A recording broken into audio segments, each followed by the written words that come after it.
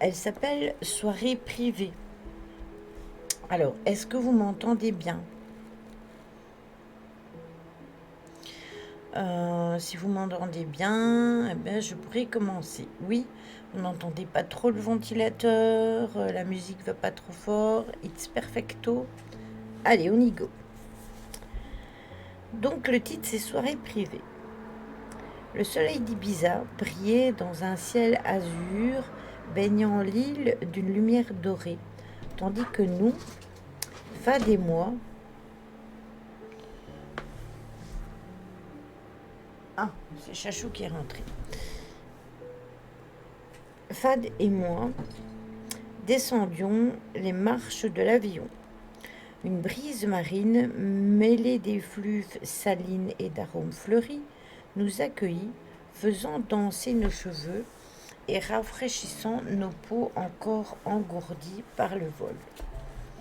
On se regarda et un sourire malicieux naquit sur nos lèvres. C'était le début de l'aventure. On évoquait déjà, en s'échangeant des regards complices, les fêtes sur la plage, les soirées dans les clubs les plus branchés et ces moments improvisés qui font la beauté d'un voyage entre amis. Fad, avec sa manière habituelle de rire de tout et sa dégaine insouciante, semblait prêt à plonger dans l'inconnu de cette escapade. Et moi, je me laissais entraîner par son enthousiasme, rêvant déjà aux souvenirs que nous allions construire. Ces vacances à Ibiza, elles étaient bien plus qu'un simple voyage. C'était le symbole de notre transition. Nous avions passé tant d'années à rêver de ce moment, coincés sur les bancs d'école et les attentes familiales. Cette échappée, bel était bien censée marquer la fin de notre adolescence et le début de notre entrée dans le monde adulte. Une dernière danse, une dernière folie, avant de se jeter dans la réalité de la vie avec ses responsabilités et ses défis. Alors que nous récupérions nos bagages, nos conversations fusaient. Où irions-nous en premier? Quel serait notre programme pour la première nuit? Nous étions comme deux enfants devant une montagne de cadeaux, impatients de déballer chaque instant de ces vacances promises. Mais ce que nous ignorions encore, c'était que cette île, avec ses charmes et ses mystères, nous réservait bien des surprises, certaines plus sombres que d'autres.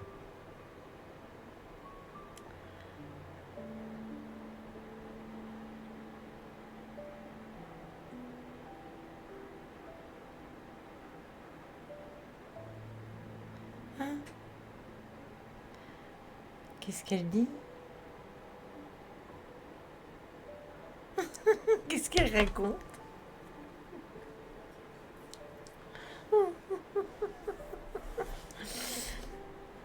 Alors que nous récupérions nos bagages, non, ça j'ai déjà lu.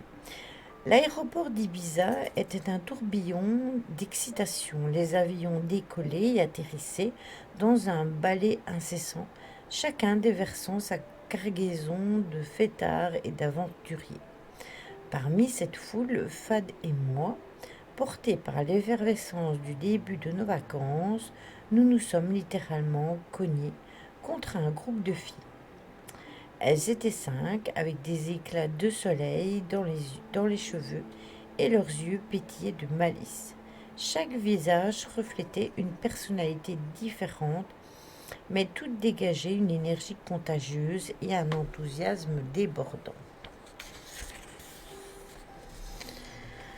La conversation s'est engagée naturellement, comme si le destin avait voulu que nos chemins se croisent. Rapidement, on a réalisé qu'on avait tous le même plan. Se laisser emporter par les musiques, les lumières et les rythmes endiablés de la vie nocturne d'Ibiza. Les présentations formelles ont vite cédé à la place à des échanges enjoués, à des histoires amusantes et à des éclats de rire. Lucia, avec ses longs cheveux ondulés et ses yeux rieurs, se démarquait par son charisme naturel. Elle semblait être le cœur du groupe et Fad ne pouvait s'empêcher de lui lancer des regards admiratifs. La journée s'est écoulée dans une joyeuse insouciance. Nous avons visité les marchés locaux, pris un bain de soleil sur la plage, savouré la cuisine locale dans un petit restaurant en bord de mer. L'atmosphère était légère, chaque moment teinté de fleurs discrètes et de complicité naissante. À la tombée de la nuit, alors que le crépuscule enveloppait l'île d'une douce lumière violette, l'ivresse du jour s'était pleinement manifestée. Les cocktails fruités, ce petit bar à l'atmosphère exotique situé sur le Carrer Placide Pereira, et l'anticipation de la soirée à venir avaient émoussé nos jugements. C'est alors que Lucia, d'une voix mi-sérieuse, mi-joueuse, a évoqué cette soirée privée. Elle nous a parlé de Pablo, un ami de longue date, et de sa villa nichée sur les hauteurs avec une vue imprenable sur la mer. Elle a décrit la fête comme étant légendaire avec des invités triés sur le volet. L'opportunité était trop belle pour être ignorée. Emportée par l'euphorie ambiante et peut-être aussi par le charme de cette nouvelle amie, nous avons décidé, sans une once d'hésitation, de nous laisser guider vers ces aventures nocturnes. Lydie, tu es belge? Oui, je suis belge, en effet.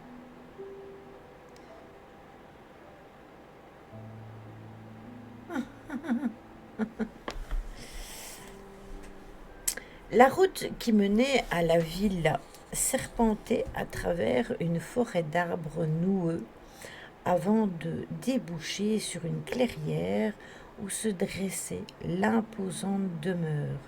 Les lumières douces de la villa reflétaient sur la surface scintillante de la Méditerranée, créant un tableau hypnotique de sérénité.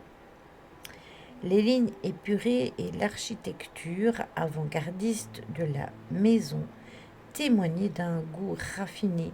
Chaque détail semblait avoir été pensé pour évoquer le luxe et la modernité. Caro.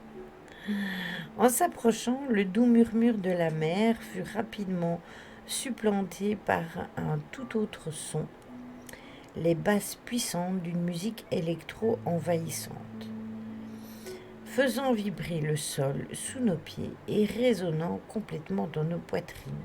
Des éclats de lumière projetés par des spots colorés découpaient la nuit en fragments scintillants, éclairant par intermittence les visages en extase des fêtards. La foule était un mélange éclectique de jeunes avides de sensations et d'habitués, reconnaissables à leur assurance et à leur aisance. Les conversations se mêlaient aux rires, aux cris de joie et à la musique, créant des cacophonies enivrantes. Les vers se levaient en l'air, trinquant à la vie, à la nuit, à l'instant présent. Lucia s'avança vers nous, rayonnante dans sa robe étincelante, tenant un plateau garni de cocktails. « Pour bien commencer la soirée !» s'exclama-t-elle en tendant un verre à Fad. Mon ami, toujours prêt à plonger tête baissée dans une nouvelle aventure, n'hésita pas une seconde et avala en une gorgée le breuvage. Je m'apprêtais à faire de même lorsque mon téléphone vibra dans ma poche. C'était Théo, notre pote qui était resté à Paris. Je m'éloignai de la foule pour mieux l'entendre.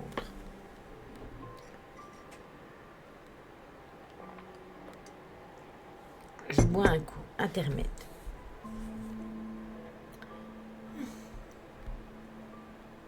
Et ta maman, Hugo, c'est pas un Yeti?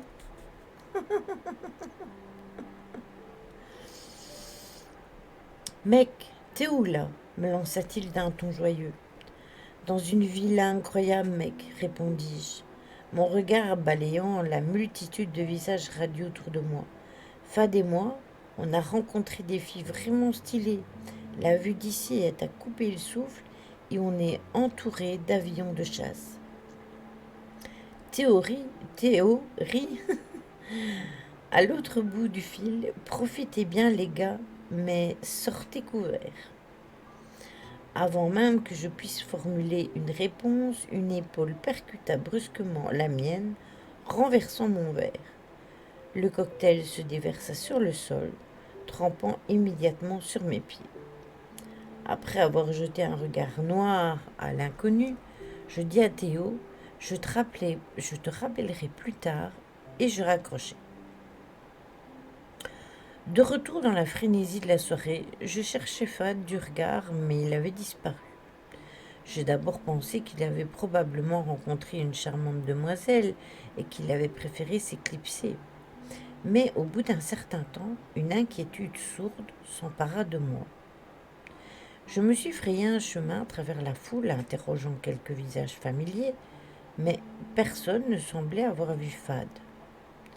À chaque minute qui passait, mon inquiétude grandissait, se transformant en une véritable angoisse. Dans ce paradis nocturne, quelque chose d'inattendu et d'inquiétant était en train de se tramer. Alors que la musique pulsatrice emplissait la villa de son rythme enivrant, une sensation d'oppression grandissant m'étreignit.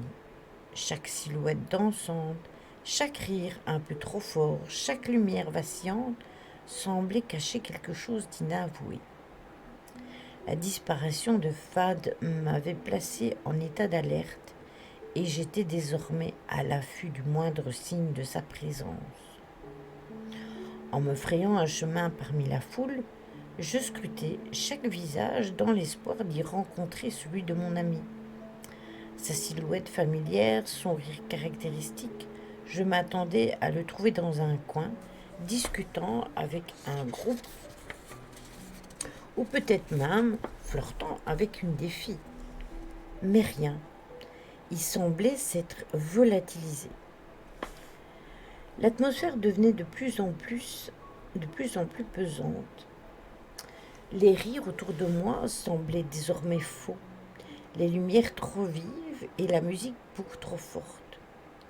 C'est à ce moment-là que je retrouvai Lucia. « Tu n'aurais pas vu Fad ?» lui demandai-je.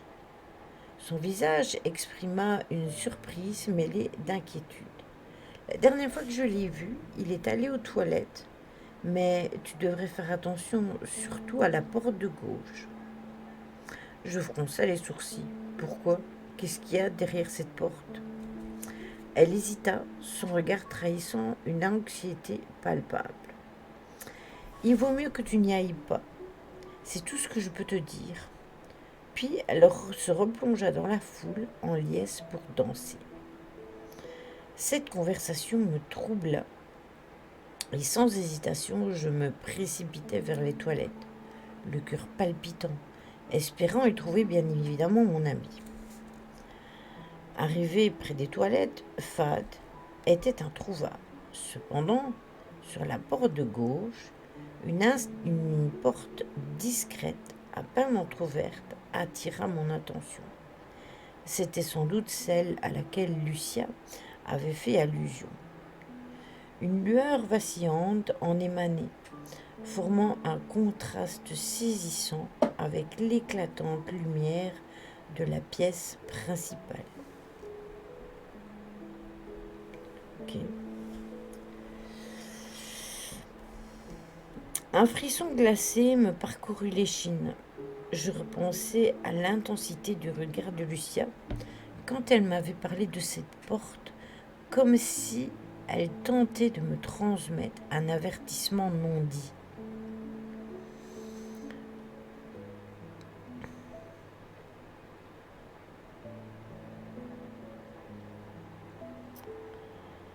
Bonne nuit, Bastien. Prends soin de toi.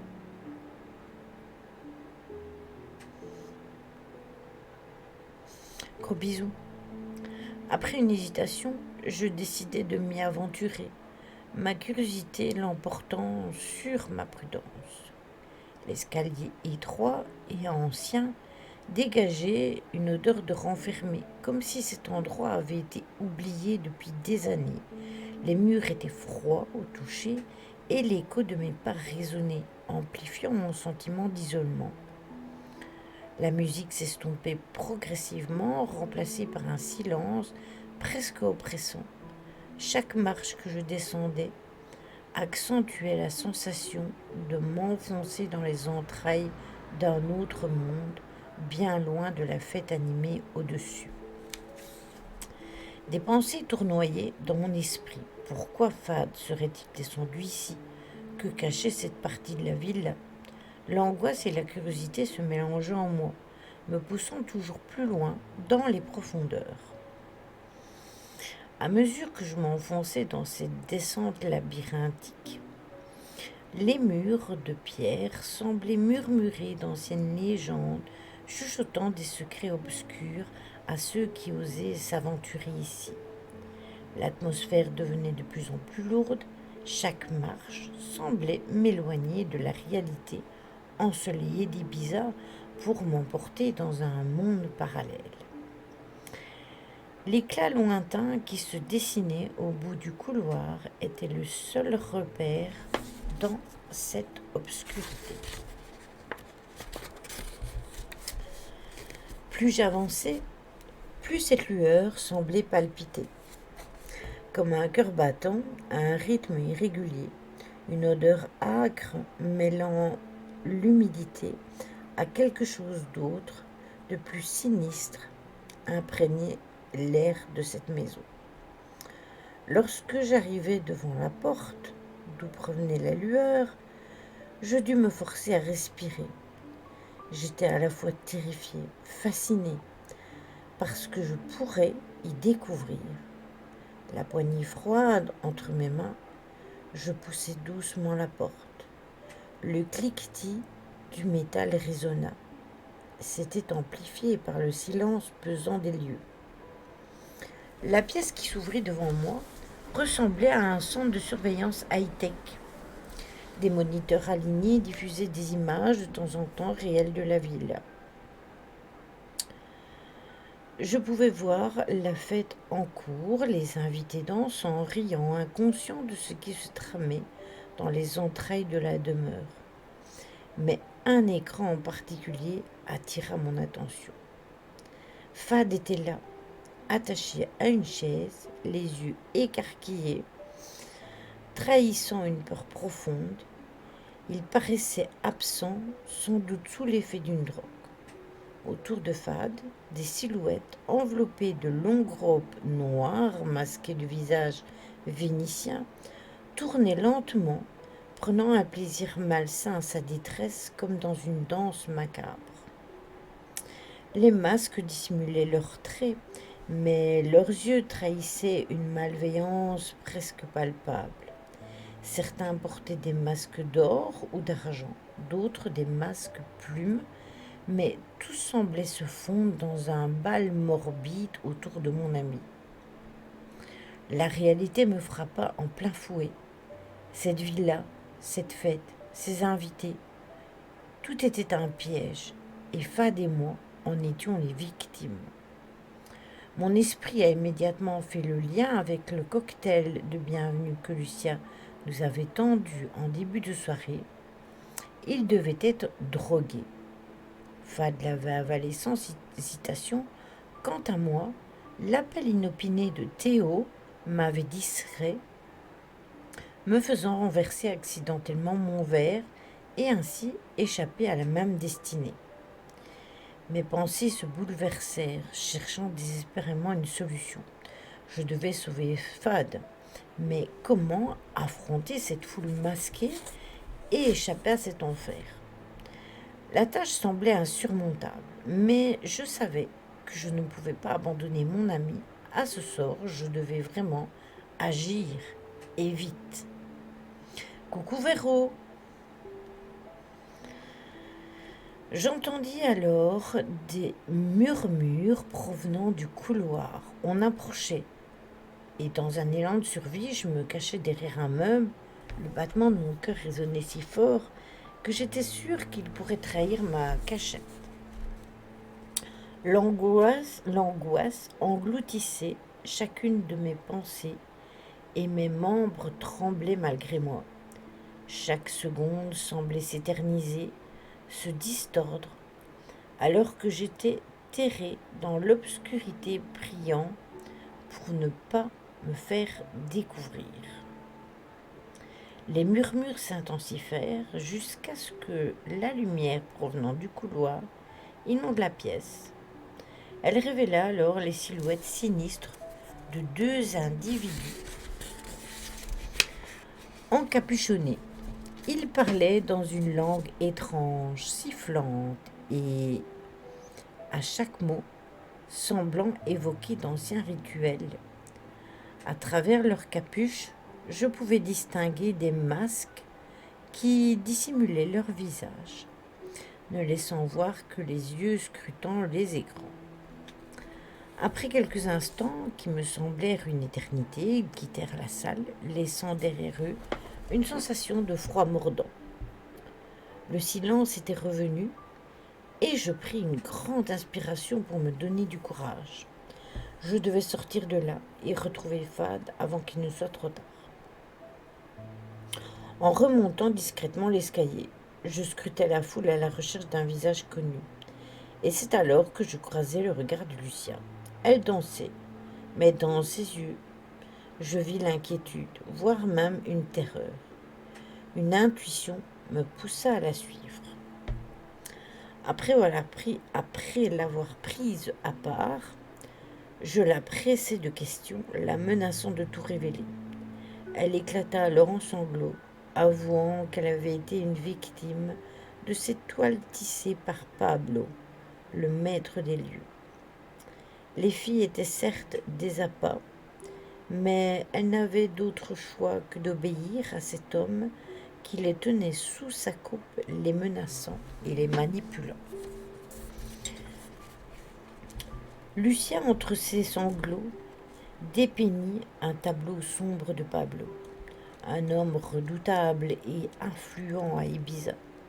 Avide de sensations et de divertissements morbides, il organisait ses soirées où l'horreur et le plaisir se mêlaient.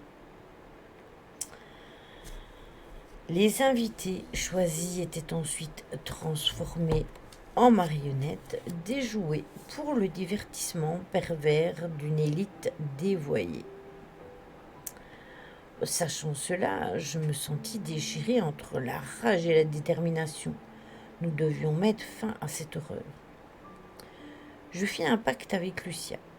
Si elle m'assistait dans la libération de Fad, nous l'emporterions loin de la toile toxique tissée par Pablo. Ses yeux brûlaient d'une envie farouche de s'évader de ce piège et les miens reflétaient l'urgence, incapable de trouver mon ami sain et sauf. Je connais un passage secret pour nous sortir de la ville, mais il est gardé en permanence. On doit ruser.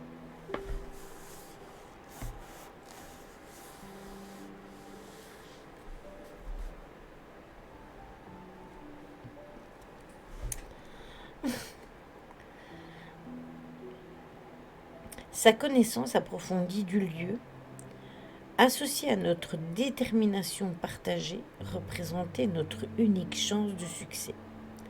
Après avoir rapidement conçu un plan, Lucia s'avança d'un pas décidé vers le garde posté à l'entrée de la cave. Doté d'un charminé capable de désarçonner le plus méfiant, Fad et moi en étions la preuve vivante d'ailleurs. Elle offrit un cocktail au garde. Avec un sourire séducteur et une aisance naturelle à la conversation, elle parvint à détourner son attention. Profitant de cette diversion, je me faufilai silencieusement dans la cave. Le battement de mon cœur résonnait si fort dans mes oreilles que je redoutais qu'il puisse me trahir. Les rites obscurs qui avaient précédemment eu lieu semblaient momentanément avoir cessé. Dans cette pénombre moite, j'aperçus Fad, isolé, son regard trahissant une terreur mêlée à d'incompréhension. Il était le torse nu, sa peau portait des stigmates cruels de coups de cravache se dessinant en zébrure sanglante avec une agilité silencieuse. Je m'empressai de vite libérer ces liens. Encore sous l'emprise de la drogue, le regard lointain, Fad était comme paralysé. Saisissant son visage entre mes mains, je cherchais son regard et le rassurais. Je me dirigeais rapidement vers la sortie que Lucia avait mentionnée, tandis qu'il s'appuyait sur mes épaules. Cependant, chaque couloir que nous parcourions semblait se dédoubler, chaque porte ouvrant sur un nouveau cul-de-sac. La pression montait et à chaque tournant, la sensation d'être piégé devenait de plus en plus étouffante. Soudainement, un tumulte fracassant résonna à l'étage supérieur. Et dans un élan audacieux, et pour créer une diversion, Lucia avait poussé le garde de la piscine, transformant l'atmosphère élégante de la soirée en une scène de folie débridée. Plusieurs invités, emportés par le moment, se jetèrent joyeusement dans l'eau. Voyant cette effervescence soudain, le DJ monta bien évidemment le volume du son.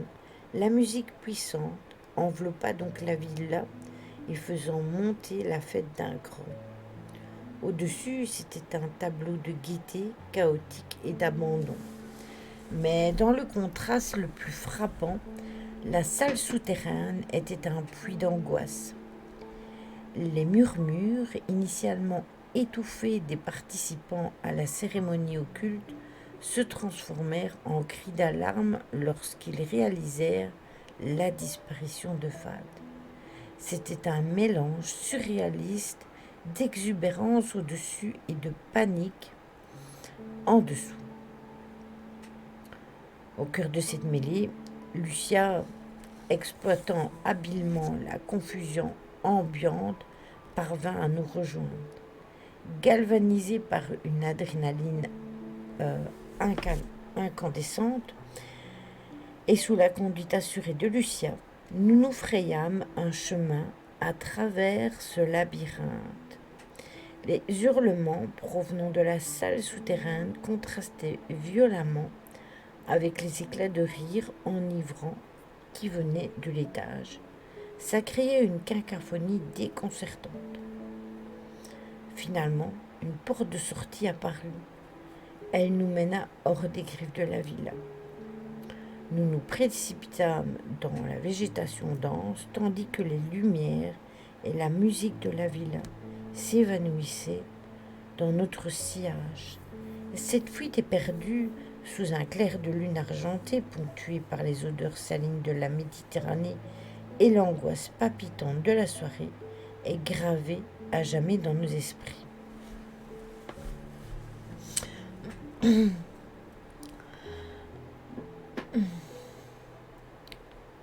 Oh. La brise fraîche nous enveloppait alors que nous nous assîmes sur une plage éloignée, les vagues berçant nos souvenirs tourmentés. Les lumières lointaines de la villa maudite scintillaient au loin, tel un phare rappelant les abysses sombres cachés sous une surface enchanteresse. Lucia, Fad et moi, nous formions un trio soudé par l'horreur de ce que nous avions vécu. Nous devons en parler à la police, murmura Fad. Sa voix tremblante trahissait encore la terreur résiduelle. Lucia, cependant, hocha tristement la tête. C'est inutile. Pablo a des liens à tous les niveaux ici. Du plus bas gradé de la police au juge le plus haut placé, personne n'osera le défier. La frustration et l'impuissance nous submergeaient. La décision de partir le lendemain fut unanime. Ibiza, avec ses plages dorées et ses nuits débridées, nous laissait désormais un goût amer et une profonde désillusion. C'était devenu un lieu de secrets inavoués, de souvenirs douloureux. Et Lucia décida de nous rejoindre, voulant mettre autant de distance que possible entre elle et son passé. Grâce à ses contacts sur l'île, Lucien nous parla d'un ami marinier qui possédait un bateau et celui-ci accepterait sûrement de nous aider à rejoindre Valence, loin des griffes de Pablo. Elle affirmait qu'une fuite par voie aérienne était bien trop risquée. Les tentacules de Pablo s'étendaient jusqu'à l'aéroport. L'idée de prendre la mer avait quelque chose de rassurant, une promesse d'évasion plus discrète, mais aussi plus directe. Après quelques heures d'attente dans une crique éloignée, le ronronnement d'un petit moteur se fit entendre. Un petit bateau à la coque blanche y fit son apparition, manœuvré par un homme au visage buriné, les cheveux hirsutes, salué par le vent marin. Lucia échangea quelques mots avec lui avant qu'il nous fasse signe de monter à bord. La traversée vers Valence fut silencieuse. Chacun perdu dans ses pensées, revivant les événements traumatisants de la veille. Le soleil se levait à l'horizon, teintant l'eau d'une douce couleur orangée, une beauté en contraste avec la noirceur de nos souvenirs récents. Une fois à Valence, nous avons rapidement trouvé un vol pour rentrer chez nous. L'Espagne, autrefois synonyme de vacances, avait désormais une toute autre signification pour nous. Toutefois, une chose était certaine, nous étions ensemble, sains et saufs, prêts à tourner la page sur cet épisode sombre de notre vie. Alors que l'avion s'élevait dans le ciel, nous jetions un dernier regard sur l'île qui avait failli être notre tombeau. Cette expérience avait laissé une empreinte indélébile sur nos âmes. Désormais, à chaque nouvelle rencontre, à chaque invitation spontanée, l'ombre de cette nuit nous rappellerait la prudence. Ibiza nous avait enseigné une leçon cruelle mais nécessaire. Le mal peut parfois se cacher derrière les visages les plus séduisants et les lieux les plus enchanteurs.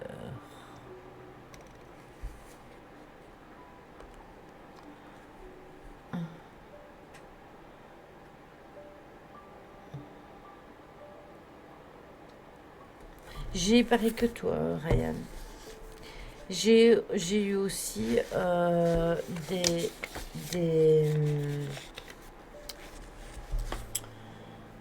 oui, c'est ça, Stella. J'ai eu aussi des offres d'abonnement pour des personnes que je ne suis pas du tout. À la limite, ça serait pour quelqu'un que je suis. Ok, quand on met le follow. Mais là, moi aussi j'en ai eu. Alors, après, mon homme me disait, mais c'est peut-être quand tu suis les raids que tu laisses la vue. Mais en fait, Simien, en général, il va toujours voir les mêmes personnes. Mais moi, c'est tout le temps. Mais moi aussi. Moi aussi, Ryan. Alors, je vais te dire de suite. Donc, il y a Johnson, ça c'est normal. Johnson. Puis il y a Users TV.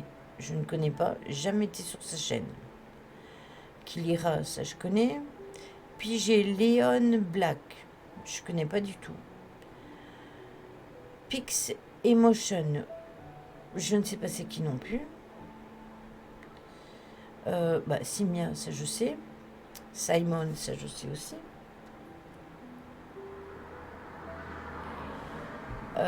J'ai Foxlow. Je sais pas qui c'est. One Love, ça je sais c'est qui. Maman Swag, je ne connais pas. Œil dans le noir, je connais. Voilà. Tu vois,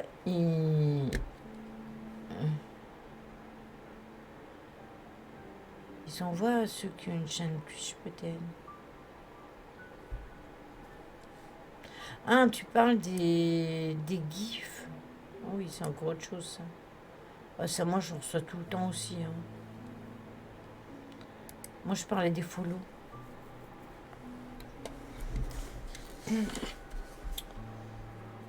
Ben, Fabrice, je sais pas s'il stream, mais lui aussi, il en a reçu. Et pourtant, il stream pas.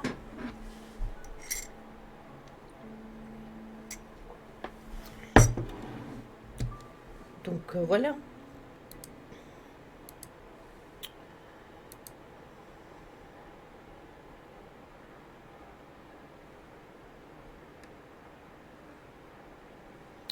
Ah, c'est lui, Mike Durand. Ok. Non, c'est rien, je me faisais une référence.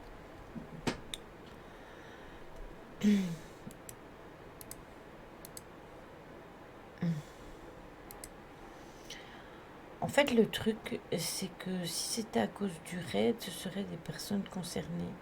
Et en général, les raids, c'est des connaissances. Ouais, c'est ça. C'est ça. Après, pour le raid, je voulais vous demander, est-ce que vous voulez aller chez quelqu'un qui fait un petit streamer, qui fait un contenu peut-être qui vous plaît pas nécessairement, ou est-ce que vous voulez aller chez une gameuse beaucoup plus connue, où ils sont énormément, mais qui fait sa soirée 100% jeu d'horreur.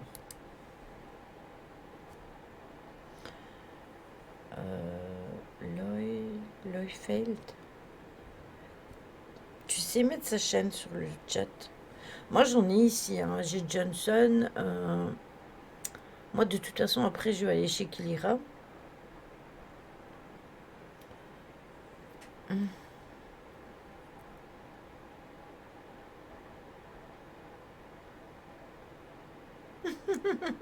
C'était là.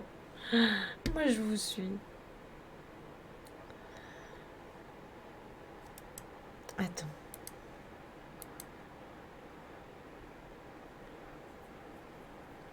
Attends parce que j'ai la pub.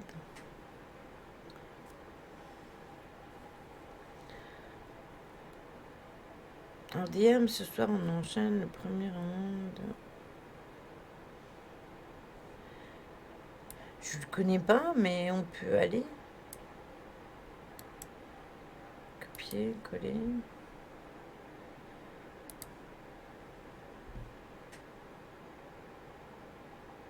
Oui, ouais, les petits streamers, ça leur fait plaisir. Après, moi, je vous dis, dès que j'ai terminé, je file chez Kilira sur sa soirée. Après, elle, c'est une grande streameuse, youtubeuse et tout. Donc, ça va, Véro. Et toi, comment vas-tu cette semaine? Comment est-elle? J'ai noté son nom, Caro. Tac. Je vais me retirer de sa chaîne parce que sinon je vais...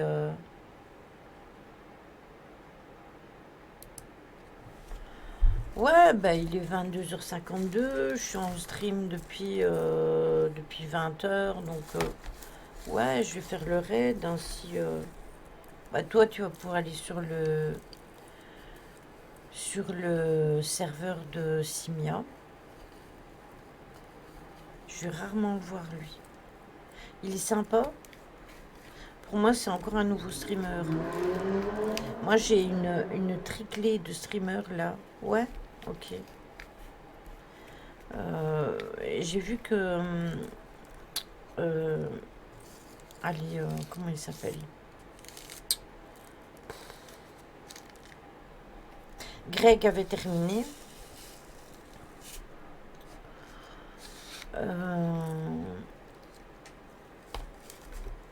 Il y a Ulki qui a lancé maintenant. Mais bon, maintenant j'ai noté, donc trop tard. Ouais, Greg, il a fini. Donc voilà, on va aller chez lui, et puis voilà. Du monde au resto de ouf, il y a un influenceur qui a fait de la pub pour un nouveau sandwich, laisse tomber le monde. Je suis un peu naze, j'avoue. Un nouveau sandwich? Qu'est-ce que c'est encore cette histoire de nouveau sandwich?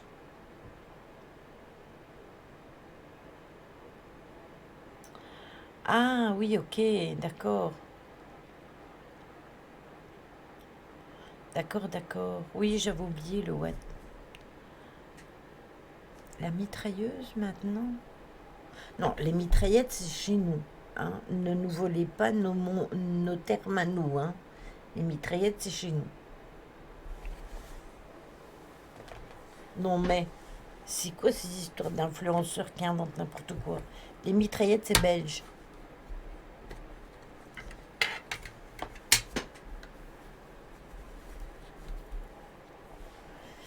Ça devient du délire, Caro. Oui, chez nous, il y a un nouveau sandwich en ce moment. Et ben là, le monde, il est super bon et tout le monde le prend. Ah, mon pauvre Véro, ça fait pas tes affaires, ça. Tu travailles demain?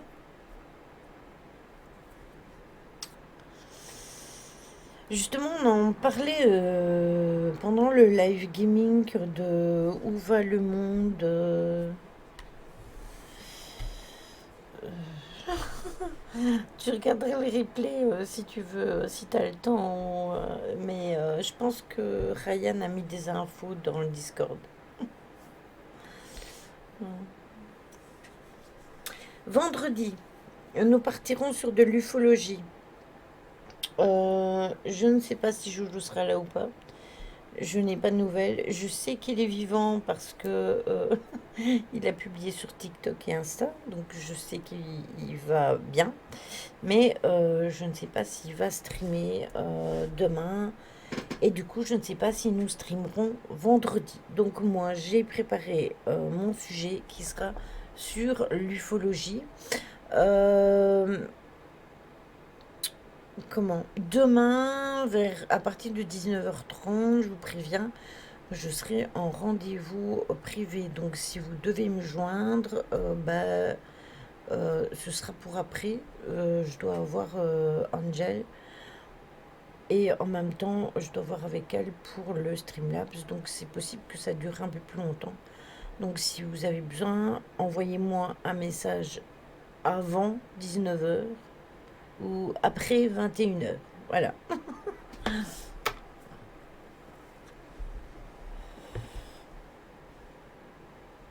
Étant, j'ai fait plus de 150, on est en rupture de pain et une nouvelle journée, plus rien. Écoute, et qu'y a-t-il dans ce fameux sandwich incontournable, Véro, que nous sachions quoi mettre dans ce fameux sandwich? Ou la formule est gardée sous secret de l'influenceur?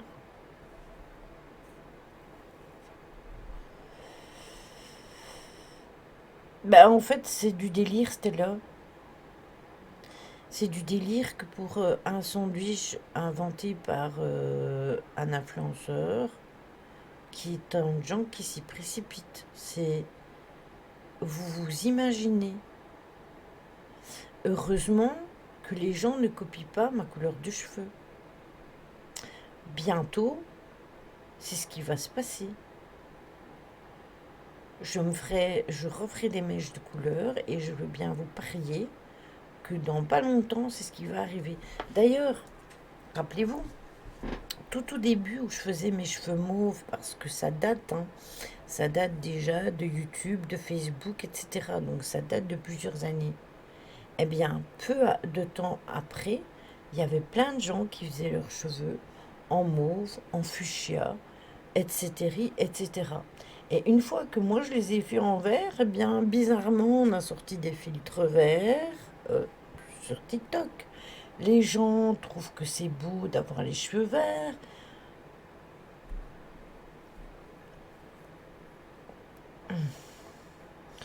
c'est que le burger de Valouz... Hein?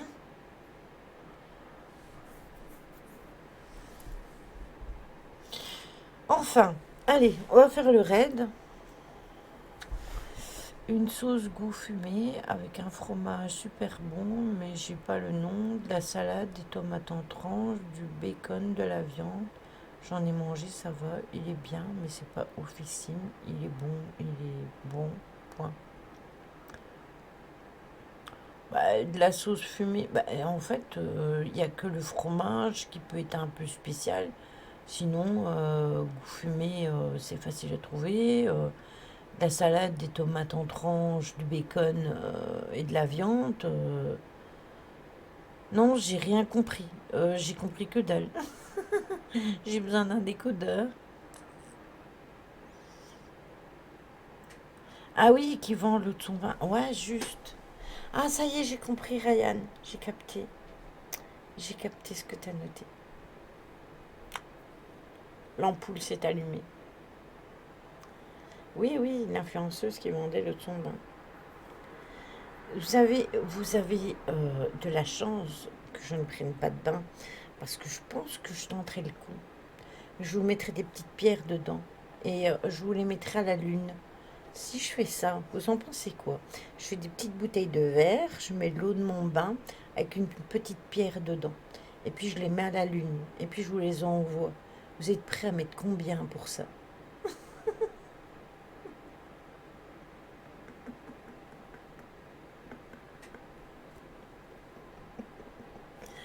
Ah, ah non mais... Non mais... Non mais je peux vous mettre l'utile et l'agréable, hein. C'est très bizarre, tu trouves? Ça n'a pas de prix, Lily.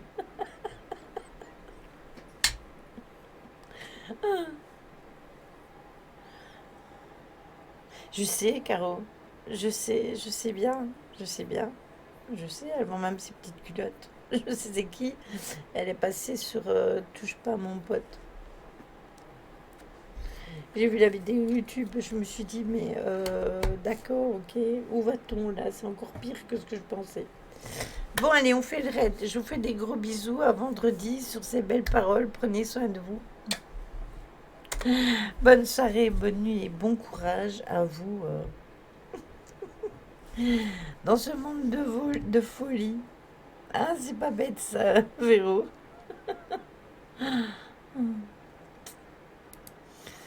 Ah là là.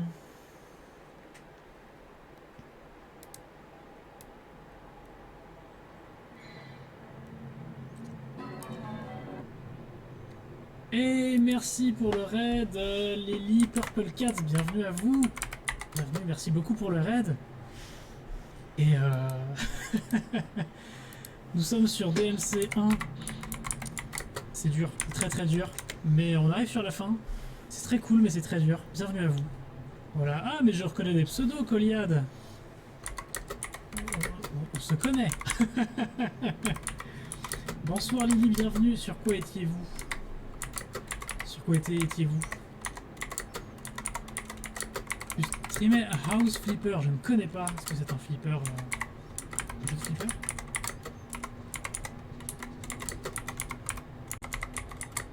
Ok, bon, on retente. Je suis permis de donner ton live pour le raid. Bah, merci beaucoup, c'est très gentil, merci.